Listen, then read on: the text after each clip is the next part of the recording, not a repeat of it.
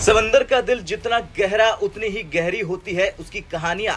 भारत ने अब समंदर की गहराइयों में अपने दुश्मनों के लिए कहर बनकर आने की तैयारी कर ली है।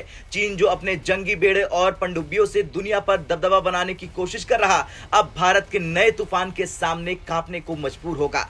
भारत के लिए समंदर में अपनी ताकत को मजबूत करना न केवल सुरक्षा के लिहाज से बल्कि अपनी संप्रभुता को कायम रखने के लिए भी जरूरी है। चीन अपनी परमाणु क्षमता वाली 10 पनडुब्बियों और कुल 63 पनडुब्बियों के साथ अपनी ताकत बढ़ा रहा। इन पनडुब्बियों की 8000 किलोमीटर तक मारक क्षमता भारत समेत अन्य देशों के लिए खतरा बन सकती है, लेकिन अब भारत ने इस चुनौती का डटकर सामना करने का फैसला किया। दरअसल मोदी सरकार के नेतृत्व में भारत 6 परमाणु क्षमता वाली पनडुब्बियों यानी न्यूक्लियर पावर्ड सबमरीन का निर्माण कर रहा। इन पनडुब्बियों को ऐसे खतरनाक हथियारों से लैस किया जा रहा जो न केवल चीन की पनडुब्बियों बल्कि दुनिया के किसी भी खतरे को मिनटों में राख कर सकते हैं। भारत की नई पनडुब्बियां अरिहंत क्लास और स्कॉर्पियन क्लास की तुलना में ज्यादा आधुनिक और ताकतवर होंगी। इनमें अलग अलग विशेषताएं होंगी। सबसे पहले बात करते हैं बैलिस्टिक मिसाइल क्षमता की।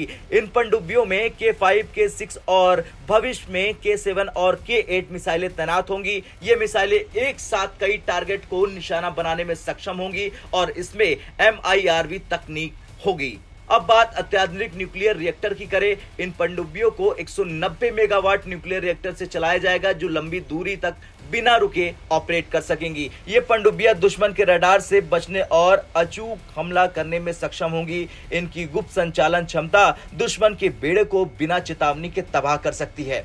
वैसे चीन हर साल अपने जंगी बेड़े और पनडुब्बियां तेजी से बढ़ा रहा। उसकी योजना 2030 तक 500 युद्धपोतों और पनडुब्बियों का बेड़ा तैयार करने की है। भारत ने इस चुनौती को देखते हुए अपनी जल सेना को आत्मनिर्भर बनाने पर जोर दिया। भारत ने अपने आकुला क्लास पनडुब्बियां रूस से लीज पर ली और ऑपरेटिंग तकनीक सीखी। अब भारत पूरी तरह से स्वदेशी पनडुब्बियों का निर्माण कर रहा। इनमें अरिहंत क्लास और स्कॉर्पियन क्लास की 3 नई पनडुब्बियां शामिल हैं। भारत फ्रांस के साथ भी मिलकर 3 और पनडुब्बियां बना रहा। भारत के पास पहले से ही INS अरिहंत और INS चक्र जैसी पनडुब्बियां हैं। अब नई 6 न्यूक्लियर पावर्ड सबमरीन और 9 अन्य सबमरीन का निर्माण होने वाला है। यह भारत की न्यूक्लियर ट्रायड यानी कि जल, थल और नभ में परमाणु हमले की क्षमता को और मजबूत करेगा। चलिए अब जानते हैं कि क्या है प्रोजेक्ट 75I।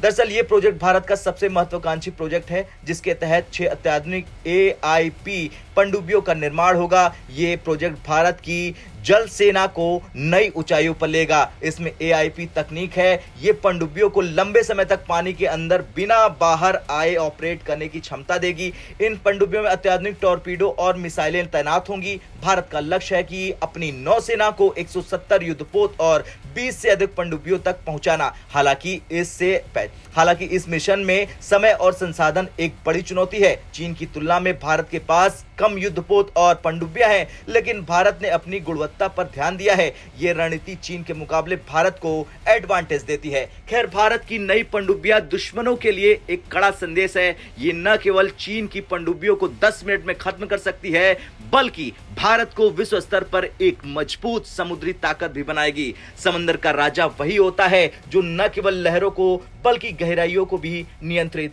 कर सके। भारत ने अब ये क्षमता हासिल कर ली है और अब आपका क्या कुछ कहना है कमेंट कर जरूर बताएं कि किस तरह से भारत अब समुद्री ताकत बनता जा रहा।